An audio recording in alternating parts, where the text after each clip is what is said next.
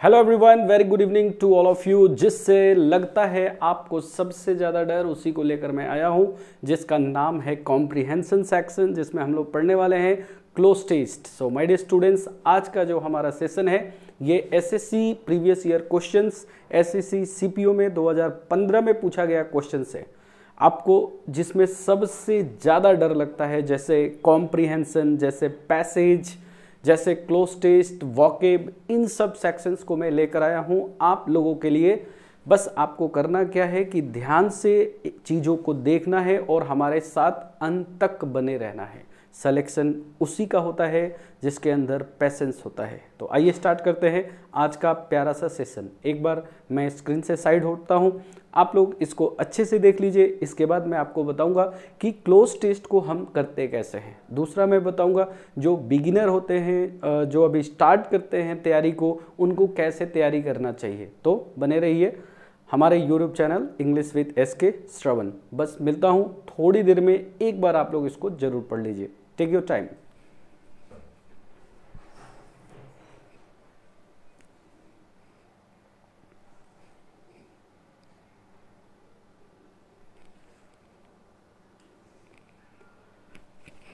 उम्मीद करता हूं कि आप लोगों ने एक झलक इसको जरूर देख लिया होगा। फ्रेंड देखिए, सबसे पहला काम क्या है, अगर आप बिगिनर हैं तो आपका पहला काम है क्लोज टेस्ट।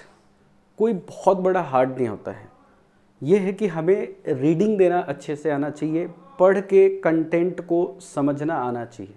फॉर एग्जाम्पल, अगर मान लो मैं आपके सामने एक सेंटेंस लिखूं कि राम ईट्स मैंगो, तो तुम्हारे दिमाग में फट से आ जाएगा, यार ये लिखा है राम आम खाता है। एम आई राइट? क्या राम आम खाता है? वैसे ही अगर मैं कोई भी एक सेंटेंस बड़ा करके लिखूं जिसमें आपको प्रॉब्लम हो सकता है, क्योंकि आपको पहले ही ऐसा लगेगा यार मैं तो इंग्लिश जानता ही नहीं हूँ और इतना बड़ा सेंटेंस आ गया, तो आपको क्या करना है कि रोज रीडिंग देना है। थोड़ा थोड़ा रीडिंग देना स्टार्ट करिए। मैं आपसे ये नहीं कहूँगा कि आप न्यूज़पेपर पढ़िए, क्योंकि डायरेक्ट अगर आप न्यूज़पेपर भी पढ़ते हैं तो आपको कुछ समझ में नहीं आएगा। तो यदि अगर आप न्यूज़पेपर भी पढ़ना चाहते हैं तो आप सबसे पहले उसके हेडिंग को पढ़ना चालू करिए। जिस चीज़ में आपकी रुचि अच्छी है, जैसे मान लो कि अगर मैं कहूँ कि मुझे क्रिकेट में रुचि ज़्यादा है तो मैं क्रिकेट वाला को मैं पहले पढ़ूंगा, है कि नहीं। अगर आपको कोई मूवीज़ में रुचि है तो आप मूवी वाला पढ़िए। आपको लगता है कि आपको कुछ इकोनॉमिक्स में रुचि है तो आप वो वाला पढ़िए। हेडिंग पढ़ना स्टार्ट करिए। जैसे ही अगर आपको हेडिंग समझ में आए तो आप धीरे धीरे आगे पढ़ना स्टार्ट करेंगे। अगर आपकी रीडिंग अच्छी होगी तो एसएससी में आप कॉम्प्रिहेंशन सेक्शन, एसएससी के अंदर आप क्लोज टेस्ट, एसएससी में आप वोके बहुत अच्छे लेवल से कर पाओगे। सो फ्रेंड, आइए स्टार्ट करते हैं आज का क्लोज टेस्ट। सबसे पहले हम इसको पढ़ेंगे, पढ़ के देखेंगे ये क्या कहना चाह रहा है। तो ये लिखा हुआ है, देखिए ये लिखा है साइना नेहवाल। आप सभी जानते हैं साइना नेहवाल के बारे में। Saina Nehwal bronze medal win, ठीक है, Saturday at the London Olympics may be seen as a lucky after her Chinese opponent hurt, but Saina father Dr. Harbeet Singh, it's God gift. She was on Friday after losing the semi-final. It was God's that she won a medal. This is very satisfying for everyone. I was very dashed about Saina winning a bronze. PM Manmohan Singh said in his congratulatory message, Saina is the second sport person from Andhra Pradesh to win a dash at the Olympic, the chief minister said. So friend, पहला आपका काम है, भले ही आपका मन लगे या आपका मन न लगे, पहला काम है आपको रीडिंग देना। जिस दिन अगर आपने कम से कम काउंट करके 20 क्लोज टेस्ट को आपने रीडिंग देना स्टार्ट कर दिया तो आपको धीरे धीरे कंटेंट समझ में आने लगेगा। बाकी मैं जब इसका आंसर बताऊंगा तो आप बोलोगे सर वाकई में ये बहुत आसान था और इसको हम भी कर सकते थे। सो अगर आपको ऐसा लगता है तो आप मुझे कमेंट सेक्शन में लिख के ज़रूर बताइएगा। फ्रेंड, पहला देखिए ये कहना क्या चाह रहा है। ये कह रहा है कि साइना नेहवाल जो है वो ब्रॉन्ज मेडल क्या है, विन। विन का मतलब क्या है, जीतना। उसने जीता। तो कब जीता उसने ब्रॉन्ज मेडल को, यहाँ लिखा हुआ है सैटरडे। तो आप अपने नोटबुक में नोट डाउन करिएगा। अगर आपके एग्जाम में डेफिनिट डे के बारे में पूछता है या फिर डेफिनिट डेट के बारे में पूछता है। दोबारा रिपीट करता हूँ, डेफिनिट डे यानी निश्चित दिन और निश्चित तारीख के लिए पूछता है तो प्रीपोजिशन के रूप में आपको हमेशा ऑन का प्रयोग करना होगा। आप देखिए पहला ऑप्शन में दिया है इन लगाओ, एट लगाओ, ऑन लगाओ, ऑन टू लगाओ। तो आपको सीधा आपको ऑप्शन देखने की भी जरूरत नहीं है। यहाँ पे अगर सैटरडे लिखा हुआ है तो आप किसका प्रयोग करेंगे, तो आपको प्रयोग करना पड़ेगा ऑन का। तो यहाँ ऑन आपका राइट आंसर हो जाएगा। चलिए आपको 1 मार्क्स मिल गया। आगे बढ़ते हैं। कह रहा है कि Saina Nehwal bronze medal win कब जीता, ऑन सैटरडे। कहाँ जीता था, एट द लंदन ओलंपिक्स। देखिए यहाँ पर सीखने वाली चीज है, यहाँ पर एट का प्रयोग किया गया है। यदि आपने प्रीपोजिशन को पढ़ रखा है और यदि आपने नहीं पढ़ रखा है तो बात को ध्यान से सुनिएगा। यदि हम 2 स्थान के बीच में तुलना करते हैं तो जो बड़ा स्थान होता है उसके लिए हम इन का प्रयोग करते हैं और जो छोटा स्थान होता है उसके लिए हम एट का प्रयोग करते हैं। फॉर एग्जाम्पल, अगर मान लो मैं जयपुर में रहता हूं तो जयपुर के लिए इन आएगा, लेकिन मैं जयपुर के अंदर कहाँ रहता हूं अगर मुझसे कोई पूछे तो मैं बोलूँगा त्रिवेणी नगर, तो त्रिवेणी नगर के लिए हम एट का प्रयोग करते हैं। बात समझ में आया। When we compare between 2 places, for the bigger place we use in, at the same time for smaller place we use eight. So my dear students, आगे बढ़ते हैं। नेक्स्ट ये कह रहा है कि at the London Olympics may be seen as a lucky dash after her Chinese opponent. चलिए second option देखते हैं कि सेकेंड में क्या कह रहा है। यहाँ पे may be seen as a lucky, lucky कहा गया है यहाँ पे। तो साइना नेहवाल ने क्या जीता था, ब्रॉन्ज मेडल जीता था। तो जीतने का जो सिनोनिम्स वर्ड होता है यहाँ पे ऑप्शन दिया है लकी। क्या लकी विन था उसके लिए, लकी विनिंग था, लकी विन ऑफ था, लकी सक्सीड था या लकी विक्ट्री था, ये पूछ रहा है। तो फ्रेंड ये देखो यहाँ पर ए क्या है, आर्टिकल है, लकी क्या है यहाँ पे, एडजेक्टिव है। तो यहाँ आपको क्या देना पड़ेगा, नाउन देना पड़ेगा।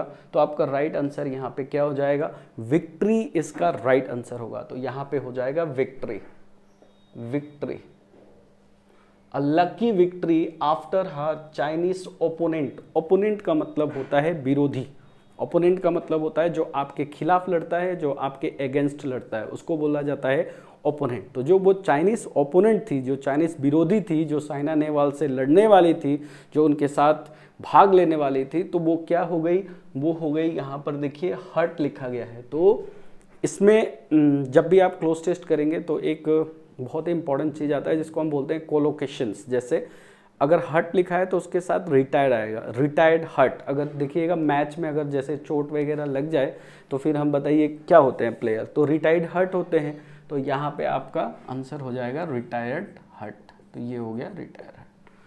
तो इसमें देखिए तीसरा का ऑप्शन क्या क्या दिया हुआ है, इंजर्ड हो गया, क्रेस हो गया, रिटायर्ड हो गया या फेटेड हो गया। तो आंसर क्या हो जाएगा, रिटायर हो जाना, क्योंकि अगर आपको चोट लगता है तो आप रिटायर्ड होते हैं। इसके बाद देखिए कह रहा है बट यानी लेकिन, डैश साइन ऑफ फादर। चलिए अब साइन ऑफ फादर की एंट्री होती है और साइन ऑफ फादर जो साइना नेहवाल के पिताजी हैं उनका नाम है डॉक्टर हरवीर सिंह। कह रहा है कि साइना नेहवाल के जो पिताजी हैं डॉक्टर हरवीर सिंह, उनके अनुसार, तो उनके अनुसार के लिए आप क्या ऑप्शन लेंगे, on the way, from, according to या इंस्टीड। तो आपका आंसर हो जाएगा अकॉर्डिंग टू यानी के अनुसार। तो ये कह रहे हैं कि अकॉर्डिंग टू साइनास फादर, तो यहाँ पे आपका आंसर हो जाएगा अकॉर्डिंग टू साइनास father doctor Harveer Singh, it is god gift. उनका ऐसा मानना है, उनके पिताजी का मानना है ये तो भगवान का गॉड गिफ्ट है, जो हमारी साइना नेहवाल ने जीता है ये गॉड गिफ्ट है। ये किसका मानना है, उनके पिताजी का मानना है। क्यों मानना है आइए देखते हैं। कह रहा है कि she was days on Friday. देखिए फिर से यहाँ फ्राइडे से पहले क्या आया, ऑन। तो अब एक बार चलते हैं आगे ऑप्शन नंबर 5 पे। ये कह रहा है she was dash cheerful on Friday, joyous on Friday, disappointed या अपॉइंटेड। तो ये कह रहा है कि she was dash on Friday. अब थोड़ा सा आगे बढ़ेंगे, इस ऑप्शन को हमें करने के लिए 5 नंबर को थोड़ा सा आगे पढ़ के देख लेते हैं क्या कहना चाह रहा है। कह रहा है she was dash on Friday after losing the semifinal, यानी जो साइना नेहवाल थी वो सेमीफाइनल का जो मैच था वो हार चुकी थी। उसके तो अगर हारेगी तो फिर बताओ क्या होगा, निराशाजनक होगा ना। तो निराशाजनक के लिए हम क्या यहाँ यूज करने वाले हैं, disappointed. So my dear students, यहाँ पे आपका आंसर हो जाएगा सी वॉज डिसअपॉइंटेड, ये आपका राइट आंसर होगा।